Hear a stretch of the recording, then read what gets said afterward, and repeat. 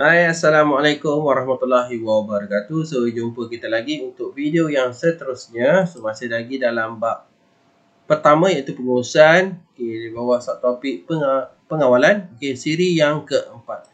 Okay, kalau kata sebelum ni kita dah melihat kepada definisi dan kepentingan iaitu dalam siri yang pertama. Siri yang kedua kita dah melihat kepada jenis kawalan. Okay, siri yang ketiga kita dah melihat subtopik kepada proses kawalan. So, hari ini kita akan tengok kepada kaedah kawalan. Okey. So, kaedah kawalan ni terbahagi kepada 3. Okey, kalau berdasarkan pada objektif, so calon seharusnya dapat membincangkan kaedah kawalan iaitu awalan, semasa dan juga selepas. Okey, so kaedah kawalan ni dia ada 3 lah. Okey, dan kita akan linkkan kalau kata pelajar-pelajar masih ingat lah. Untuk subtopik pertama dalam semester yang pertama, kita dah jumpa kepada faktor pengeluaran. So, masih ingat lagi tak faktor pengeluaran? Okay, so kalau kata faktor pengeluaran, dia ada 5, betul tak? Kalau kata pelajar-pelajar masih ingat, faktor pengeluaran dia ada 5 faktor pengeluaran. Okay, kita ada bahan mentah, kita ada modal insan, kita ada keusahawanan dan juga teknologi. Okay, kemudian kita ada jumpa proses perniagaan iaitu input, tambah nilai, output, pemasaran dan juga untung rugi. Kemudian dalam bab yang kedua kita jumpa proses pengeluaran. Okey, proses pengeluaran dia ada 3 utama tu, dia ada tu input, okey, dia ada transformasi dan juga kita ada output. Okey, so kita akan link so harap pelajar-pelajar masih ingat lagi lah. Okey, so kita tengok kepada yang pertama iaitu kawalan awalan. Okey, berdasarkan penerangan ni dibuat sebelum aktiviti pengeluaran dilaksanakan. Okey, so kawalan awalan ni kita akan lakukan pada peringkat sebelum sesuatu produk ataupun perkhidmatan tu dihasilkan. Okey, biasanya melibatkan dasar prosedur atau peraturan berkaitan dengan input, sama ada dari segi proses mendapatkan input atau kualiti input yang dikehendaki. Okey, contohnya pengurus pembelian hendaklah memastikan bahan mentah yang dibeli adalah berkualiti. Okay, organisasi mungkin akan menggubal dasar atau peraturan pembelian agar menjadi panduan kepada pengurus pembelian. Okey, kalau kita perhatikan pada proses perniagaan semester yang pertama dahulu, peringkat yang pertama ialah input. Input itu merujuk kepada faktor-faktor pengeluaran yang diperlukan untuk menghasilkan sesuatu input, sesuatu output. Okey, so input kalau kata sebut faktor pengeluaran, sebab tu cikgu linkkan tadi dengan faktor pengeluaran yang semester yang pertama. Okey, so faktor pengeluaran merujuk pada bahan mentah, modal insan, keusahawanan dan juga teknologi. So kaedah kawalan yang pertama ni, so maknanya kita akan pastikan input kita tu berada dalam keadaan yang terbaik. Itu kawalan yang pertama. Okey, contohnya kalau kita ambil bahan mentah, so kita akan pastikanlah bahan mentah tersebut berada dalam keadaan yang terbaik, maknanya tak expired, mencukupi, berdasarkan sukatan yang diperlukan. Kemudian merujuk pada modal insan, kita pastikan pekerja-pekerja tu berada dalam keadaan yang terbaik untuk melakukan tugasan. Modal kita mencukupi untuk running kita punya proses perniagaan. Kemudian idea-idea daripada keusahawanan tu merujuk pada jadi keusahawanan tu, maknanya dari segi design dan sebagainya dah sedia ada, dan juga teknologi merujuk pada mesin-mesin dan sebagainya tu berada dalam keadaan yang terbaik. So itu kawalan awalan, kita pastikan input-input ni berada dalam keadaan terbaik. Itu kaedah kawalan yang pertama. Okey, yang kedua ialah kawalan semasa. Okey, kawalan yang dilakukan semasa sesuatu kerja atau proses pengeluaran berjalan. Ini merujuk kalau kata proses perniagaan, merujuk pada yang kedua lah.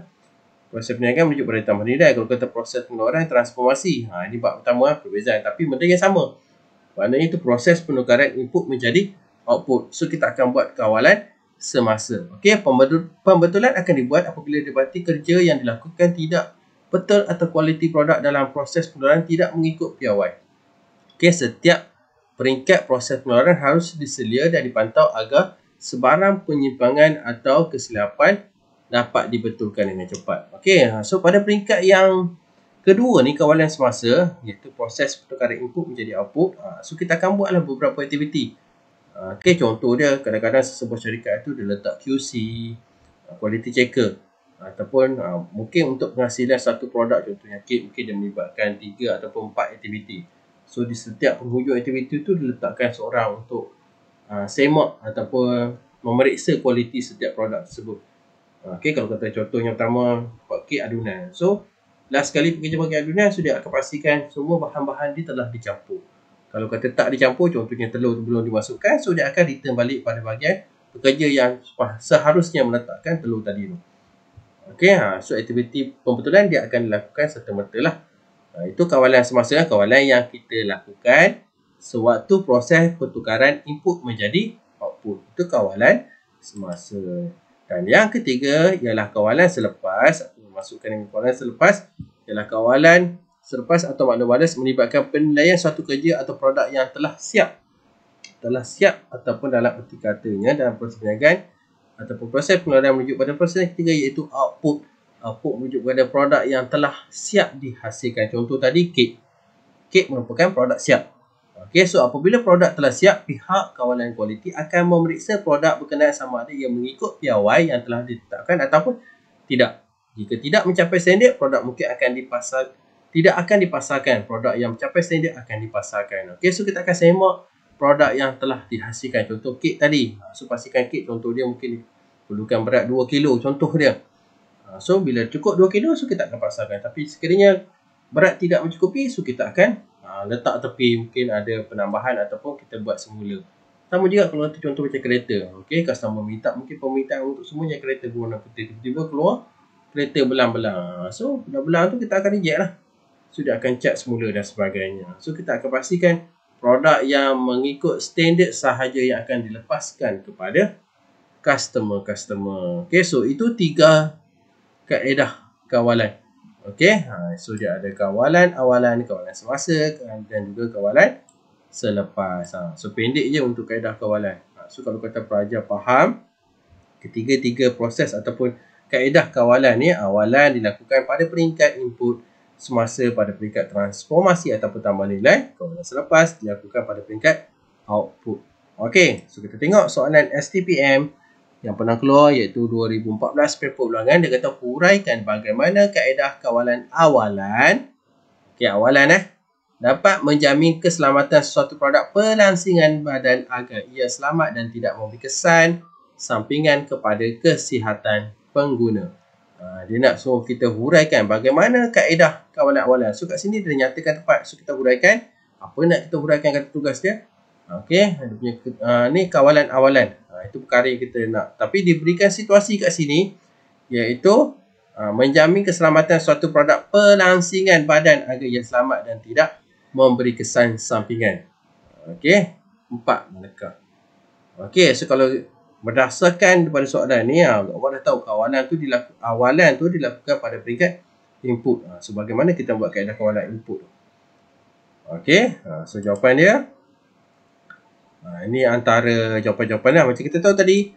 Okey, kalau kata input tu merujuk pada faktor-faktor pengeluaran. Faktor pengeluaran contoh dia macam bahan mentah. Kita kena pastikan bahan-bahan mentah yang digunakan tadi tu, okey, bahan mentah yang selamat.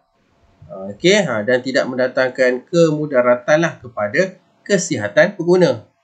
Okey, untuk dalam kita nak menghasilkan produk kelansingan. Okey, so pelajar-pelajar kena kaitkan je lah masuk ayat ni dengan contoh-contoh yang diberikan. Okey. Boleh Yang kedua dia keluar pada tahun 2020. Huraikan 2 kaedah kawalan dalam organisasi. 4 markah. Huraikan 2 kaedah kawalan. Okey, so 2 kaedah kawalan ialah awalan, semasa dan selepas. So boleh pilih Okey, tapi nasihat cikgu kamu ambil dah 2 yang terawal. Okey, kawalan awalan dan juga kawalan semasa. 4 markah saja sebagai kaedah kawalan, fakta pluskan 1 huraian. Cukup. Okey, so itu sahaja daripada kaedah kawalan. So dia pernah keluar 2 kali sahaja soalan. Okey, so diharapkan pelajar-pelajar dapat menguasai dah fakta-fakta ni. So kita akan berjumpa lagi untuk video yang seterusnya dalam siri yang akan datang. So terima kasih banyak-banyak dan jangan lupa subscribe.